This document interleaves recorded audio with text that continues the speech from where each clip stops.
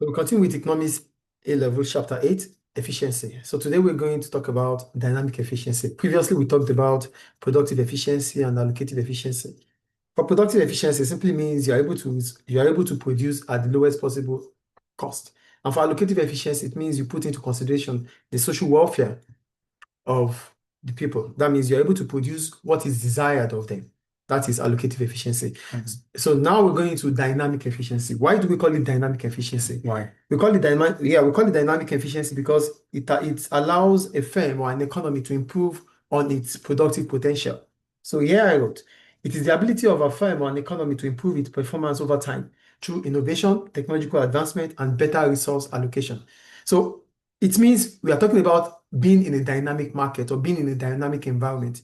And dynamism comes with innovation. It comes with technological improvement or advancement. It comes with the use of resources, how best you are able to allocate resources. So if firms are able to do this and it improves the economic performance or the performance of their organization, it is called dynamic efficiency.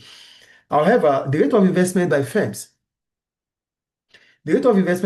is determined by a number of typical short-run considerations, such as level of demand in the economy, interest rates, and their past profitability. So, whenever we talk about dynamic efficiency, we have to put into consideration these short-run variables, such as demand for goods, demand of customers, the interest rates, and also the past profit a firm made over time.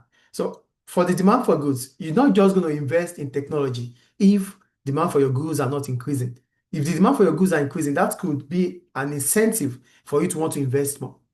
The interest rate, if interest rate is falling, it simply means the cost of borrowing reduces. That could be an incentive for you to borrow more for investment, and that will bring about dynamic efficiency. And the last one is your past profit. If the firm is not making profit previously, it won't have any motivation or motive to increase investment. And without increasing investment in terms of technology or innovation, then you can't think about dynamic efficiency. That's why they said these factors will determine if a firm or an economy can be dynamic in terms of its efficiency, especially for a firm. A firm must have made profit in the past, which allows it to have maybe retained profit. The interest rate must be, must has been low, that allows it to be able to borrow at a reduced cost. And the last one is demand for its goods and services. If demand for your goods and services are not increasing, there is no point investing. So this will bring about dynamic efficiency. Now, when we talk about dynamic efficiency, there's what we call dynamic inefficiency. Why is there inefficiency in dynamism? There's inefficiency in dynamism because you didn't put into consideration the cost and benefit of that investment. So you are thinking about investing in innovation, in technology, innovation, producing new products, but you don't put into consideration the cost and the benefit of producing this new product. That means you're not thinking about the long-term effect of dynamic efficiency. So if you don't put into consideration or into account the cost and benefit of investment in the long term, then that means your firm is what dynamic inefficient. But if all firms start thinking about the cost and benefit of production, they might not want to produce if the cost exceeds the benefit, yes or no? So if all firms start thinking that way and the result is negative, it's not affirmative, then there will be under investment in the economy. Do you get the point here? Yes. There's dynamic inefficiency if you don't put into consideration the cost and benefit of investment. But if you put it into consideration and it gives you a negative result, it means you'll be discouraged as a firm to produce or to invest in technology or research and development. So if all firms start reducing their investment, what happens? It will lead to what? Underinvestment within the economy. Do you understand? Yes. So we might have underinvestment in the economy if all firms start putting into consideration not wanting to be dynamic inefficient. So that is on research and development. Another one is firms thinking about attracting workers. Firms thinking about attracting workers from other firms that have invested in training their own workers. So instead of us to start investing on training our workers, that would increase our cost, yes or no? So we don't want to increase our cost. Rather, we will attract cost of employees from those firms that have trained their own workers. And what does that imply? It means training within the economy would also reduce. And that will bring about what? Underinvestment. Do you understand Mhm. the logic behind this? Yes, yeah. So we're thinking about there's dynamic efficiency, which is good in the long term. But we can't just start thinking about dynamic efficiency without putting into consideration the cost and benefit of investment. So if all firms start putting into consideration the cost and benefit of investment, no firms would want to invest if they are getting a negative feedback. As a result of that, it will lead to what we call underinvestment. Any question about that? Yes. Any question, please? No. Good. Recording in progress. The So- document has input. So that takes us to, so we're done with that. So that takes us to effects of dynamic efficiency in the long run. Are you there? Okay. Please. That takes us to, we're still on dynamic efficiency, but we're going to the effects of dynamic efficiency in the long run. So what are the effects of dynamic efficiency in the long run? Dynamic efficiency in the long run will lead to lower cost of production. It will bring about improved product quality, technological advancement, and increased competitiveness. So we're going to take each one at a time. So with dynamic efficiency, the long run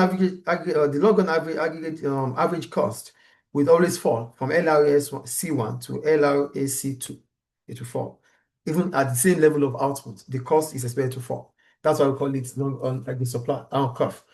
So that takes us to the first one, which is technological. Sorry, I think I have something there I've not explained. Okay, yeah, the first one. So for long-term cost, because firms are dynamic, because they are dynamic, it simply means they'll be able to produce, they'll be able to invest in research and technology. And if they're able to research in development, research and development will allow them to know a better way to produce goods and services. And if they're able to find a better way to produce goods and services, it is expected to reduce their cost. Two, enhanced product quality with dynamic efficiency. Now you have to find out a new process or new method of production. Finding a new method of production means you have improved in your production process. And if you have improved in your production process, output that you will produce with that improvement will bring about a better quality product. You get the point, please? Yes. The third one, it will lead to technological advancement. With innovation and investment in new technologies, firm will be able to create new product and process that improves efficiency and productivity. So with dynamic efficiency, you won't think about dynamic efficiency without thinking about investing in technology. So if all firms start investing in technology, it brings about technological advancement. Even those firms that build this technology would understand that they have to continue to be up and doing because their customers will always want the latest and the latest. So that will bring about increasing technological advancement, increased competitiveness. In a dynamic environment, firms that are more efficient and innovative are better positioned to compete in the market. So this competition can drive further improvements and innovation, leading to what? A more dynamic and efficient economy overall. Because the market is dynamic, it simply means you have to be on top of your game as a firm. It is only those firms that are dynamic in terms of efficiency that will be able to, to acquire more customers, to retain their customers. So that means there's always a motive for you to be dynamic in terms of efficiency. So that's the point about that. And all firms doing that means that there will be increase in competitiveness. The point is, firm A is dynamic efficient, firm B is dynamic efficient. If firm C doesn't want to be dynamic efficient, it will leave the market. So looking at firm A and B being dynamic in terms of efficiency will be a motive or incentive for other firms to want to be efficient so that they can compete with firm A and firm B in that market. And that increases competitiveness. Sustained economic growth. If firms are consistent, it means the economy, it's crucial to the economy, and that would allow what? Economic growth and improved standard of living. If all firms are stable in the economy, it increases the chances of the economy to be improved in terms of output. And if output is increasing, prices would fall. Living standard is expected to rise over time. Do you understand? So these are the effects of dynamic efficiency in the long term. Any question about that? No. So that takes us to X inefficiency. Okay, no, I have it here. Are you there? Yes. So for X inefficiency, it simply means a situation whereby a firm operates at the highest cost than necessary for a given level of output due to maybe inefficiencies internally So there's X inefficiency if you continue to incur more cost based on the fact that you are having issues internally that is allowing you to incur more cost. That is what X inefficiency is. Do you get it, please? All right. Great. So for X inefficiency,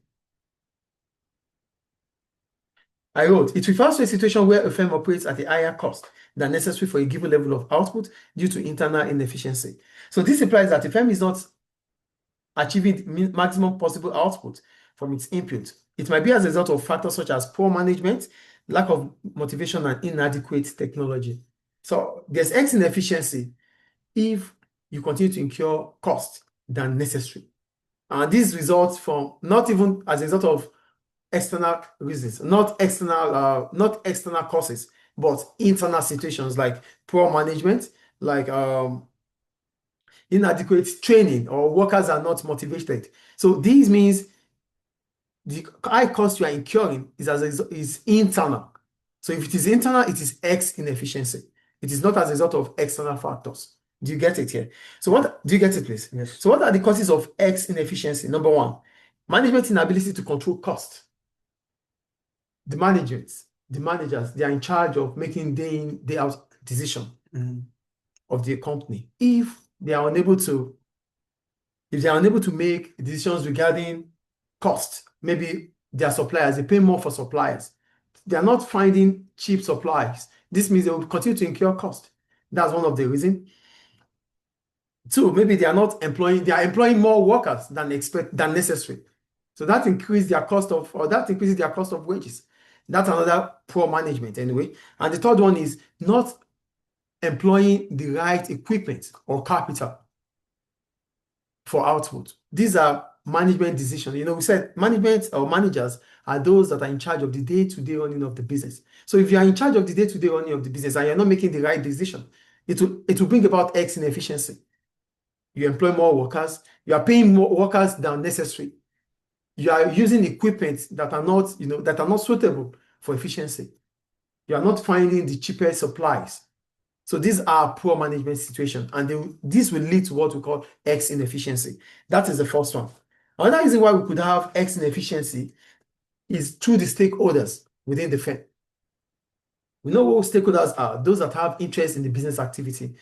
We have the trade union, we have the managers.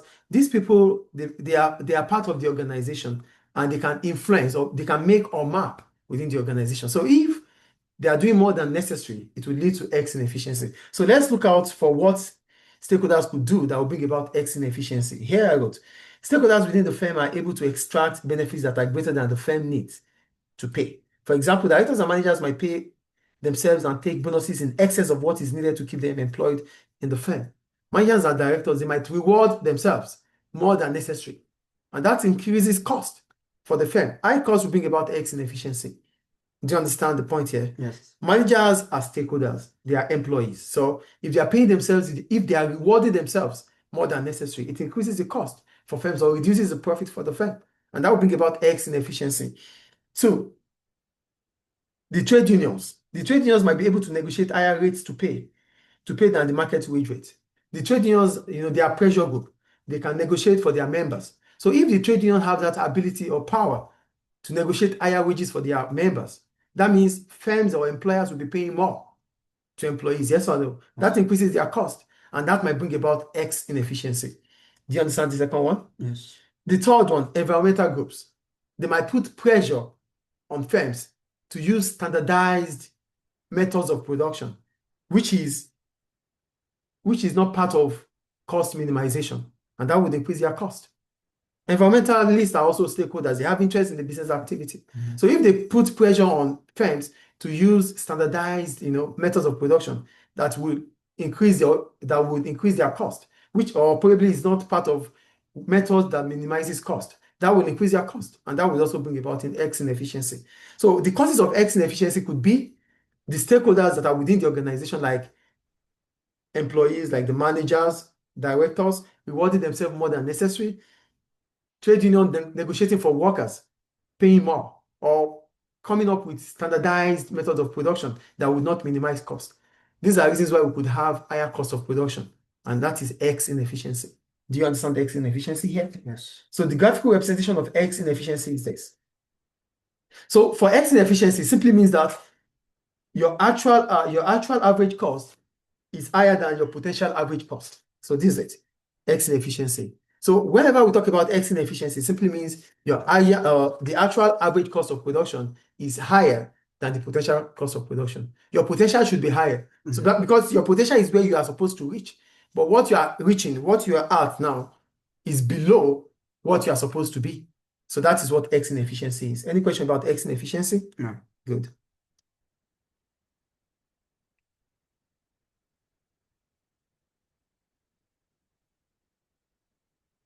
So we go to efficiency and production possibility frontier. Are you there? Yes.